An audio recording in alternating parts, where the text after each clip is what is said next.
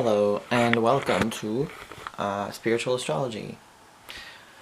So today I want to talk to you guys about what personal observations that I made.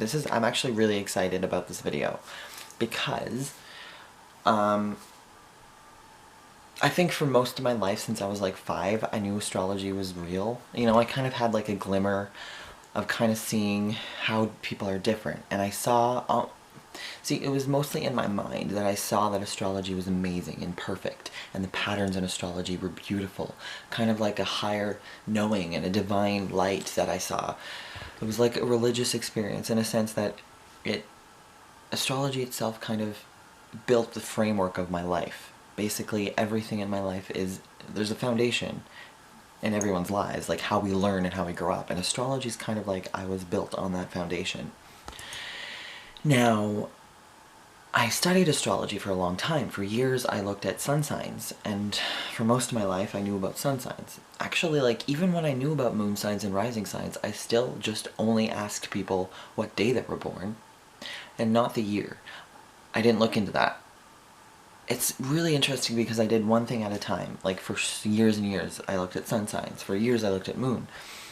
And then rising. Or the other way around. It was really interesting.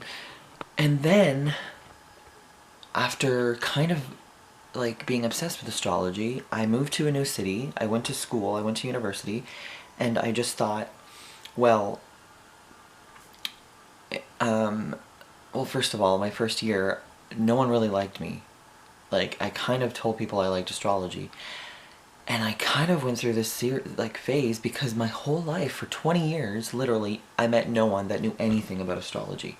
Like, a few people might know, yeah, oh sure, I'm a Taurus, I'm a Cancer. You know, they would say that they were their signs, and they would be like, sure, I like astrology, I read horoscopes. And I'm like, the newspaper horoscopes? Please. And during university, I just kind of said, okay, I'm not going to be studying astrology anymore. I'm just kind of gonna focus on real life. And I got super depressed. And that is a huge part of my life. Just the fact that I go to the extremes of like just not studying astrology. And then for like months at a time, I'm obsessed, and to the point where I'm beat. Like, I go insane. It's like similar to an addiction. Like, someone just kind of gets cut out. They crave it, they go into it again, and it's just an obsession, and it goes back and forth. And that's been my life. I think recently I find a good balance, but it's not easy. But when I went back into astrology after 3 years of university, literally, and then I start reading people's charts, I was like, wow, how come I never really got into chart reading? I used to look at people's charts a little bit, but I never really saw the magic and beauty in comparing and looking at the angles and it's what I'm doing now. I'm doing one thing at a time, leading up to opening up my own business and, you know, just doing chart readings. I've been, like, for the last 3 years, I've been doing chart readings, but not charging anyone. So this is what I'm going to start doing. But one day, at the end of my university career, I was feeling like, wow, I finally have time to, like, put a project, do something worthwhile. And after I was done my final exams, I sat down and I decided I just really wanted to just do a project. So I went on my blog. I opened a blog website, which some of you may know. It's on the YouTube. I talked about it on maybe a video. And people that know me on Facebook, and my Facebook group, which has a 1.5 thousand followers, which to me is like a pretty big deal for now. And, you know, I want more, because I want to connect. I want to really reach all the people out there that like astrology. And it's not, you know, I could say, you know, it's not a very personal or selfish reasoning. It's mostly because it's like the higher knowledge attached to just kind of letting everyone know about this stuff is amazing. So what I did, literally, a lot of people don't know I had the patience to do this, because I just had a few days in the library and I stayed there all day. And this was amazing for me. Like, I was happy sitting in this library in winter, I think, like in Canada, walking from my house to this library on campus and sitting there all day looking up people's birth charts, celebrities' birth charts, and specifically looking at their birth times, and then finding if the birth times were accurate or not, and then taking those birth times and basically comparing people's ascendant signs. So I literally went through the list of Aries ascendants using astrotheme.com, I'm pretty sure. Aries, Taurus, Gemini. I went one at a time. I literally took a picture. Like, I found the best picture on Google Images I could find of each celebrity. On Aries rising, I did first. I went through Aries rising with Aries sun. I found all of the well-known celebrities. Aries rising with Taurus sun, and so on. And then Taurus rising, and so on. Gemini rising. And I posted these pictures on my blog site. But I literally just did this, like, instinctively.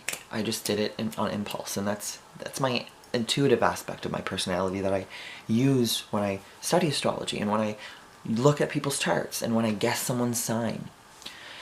But this day was these moments were important because this is when I realized I can guess someone's rising sign like that. So, if I have any time on this video,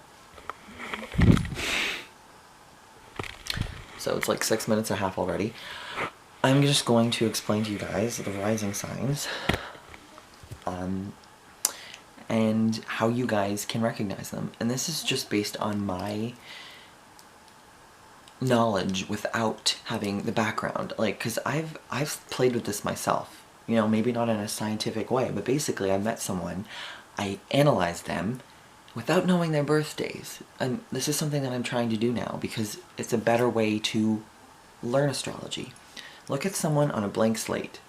If you have an objective kind of mind and you can do this, just kind of meet people. When you meet people, just kind of get to know them, feel their energy, and then figure out their rising sign. And then compare celebrities, people you know, with their rising sign. And yes, you can see a celebrity's rising sign.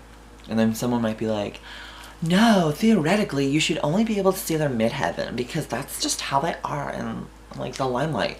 Yes, to a degree, this is how they act when they're on a red carpet, or this is how they act when they're in front of a huge stage of people. But in interviews, and on a person-to-person basis, which you do see celebrities act like, you will see their rising sign.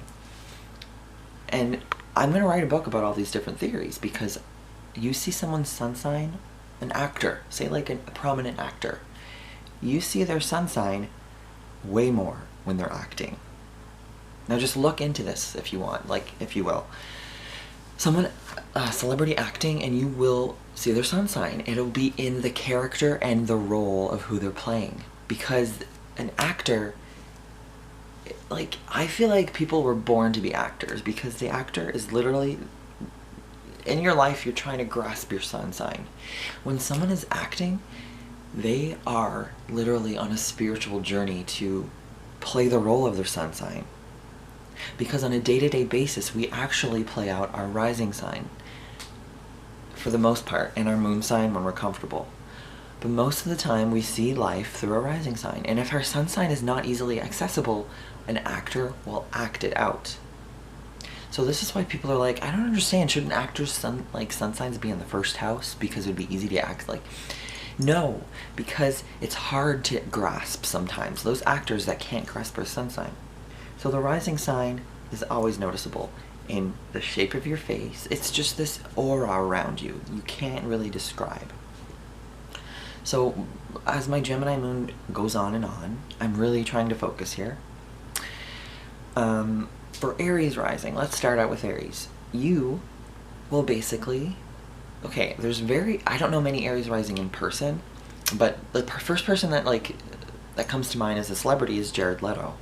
Jared Leto, and I've met a few Aries rising, or people that are on the cusp of Pisces. They kind of act straight-laced, sober, kind of like they're Zen. This is strange because you don't see Aries like that, but an Aries rising, regardless of their sun sign, will act peaceful until they are ignited. Aries is peaceful and kind of dead inside. Literally, Aries is so dead until that moment when everything goes on fire. And then when Jared Leto and Lucy Lawless, and who else is an Aries rising? I can't think of many others. But Lucy Lawless is a great example because you get to see an Aries rising with Aries moon and Aries sun. Lucy Lawless has all three. Look at the shape of her face. It is masculinized. And I'm not trying to say this in a sexist or whatever way. She has extremely strong cheekbones. She has a face that's like she's going to attack you. And Jared Leto has that appeal. He has a strong sex appeal. These people are just really straightforward and zen and kind of just like at it. Now, I don't want to spend too long on each sign. I could.